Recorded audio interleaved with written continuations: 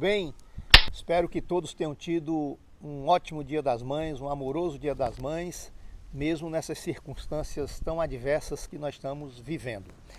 Esses dias eu tive refletindo sobre a cobertura da mídia nacional com relação ao coronavírus, né, na América do Sul, na América Central, no Caribe, ou seja, e também na América Latina como um todo. Na verdade, o que eu constatei é que a mídia ela é muito omissa, ela é muito silenciosa com relação aos nossos vizinhos e também a América Latina. Ela se concentra muito no noticiário na Europa e nos Estados Unidos. Até a China, por razões óbvias, porque diminuíram os casos, está um pouco deixada de lado. Pois bem, eu vou mostrar para vocês aqui, inclusive vocês vão ver aí nas lâminas, né, nesses desenhos aí, que a diferença é brutal entre os casos do Brasil e do resto da América Latina. Estou me referindo aos números absolutos de mortes, né, e não, portanto, fazendo nenhum cálculo assim proporcional à população. E esses números faz a gente refletir. Qual a razão disso? Não é? Será que é o ato individual, a conduta individual de cada cidadão que mais consciente, né, toma os cuidados necessários quanto ao distanciamento social? Será que o mau exemplo, no nosso caso aqui brasileiro, do presidente da República, de diariamente estar atuando aí como uma espécie de anjo da morte, promovendo a desordem e instigando a população a não obedecer às regras dos profissionais de saúde e do próprio Ministério da Saúde? Bom, são números, são casos, são situações que para a gente refletir por que isso. Mas vamos aos números. Vai ser acompanhado de cada país, vou acompanhar aí um pouco na legenda para vocês verificarem. Repetindo, são números de dia 9, de sábado. O Brasil, 11.853 casos. A Argentina, veja aí, 312 casos, mortes, né? Esses casos aqui que eu falo são mortes. A Bolívia, 125 mortos. O Equador, que junto com o Brasil e o Peru, os três que estão mais graves, 2.140 mortos.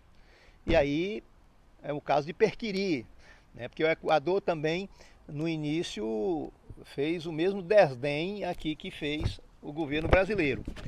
O Chile, 322 casos.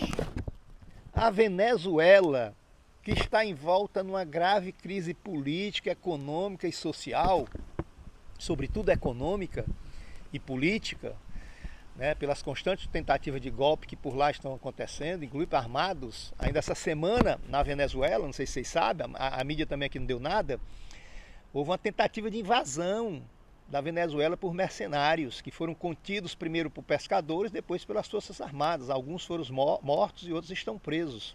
Pois bem, na Venezuela, com tudo isso, tem 10 mortos até sábado. A Guiana Francesa, uma pessoa morreu. A Guiana, 10 pessoas morreram. O Paraguai, nosso vizinho aqui também, pobre, 10 pessoas. E eu tenho um amigo, um colega advogado, Antônio José, que tem filho que estuda lá, e disse que desde o primeiro momento o Paraguai foi muito rígido no controle disso, no distanciamento social.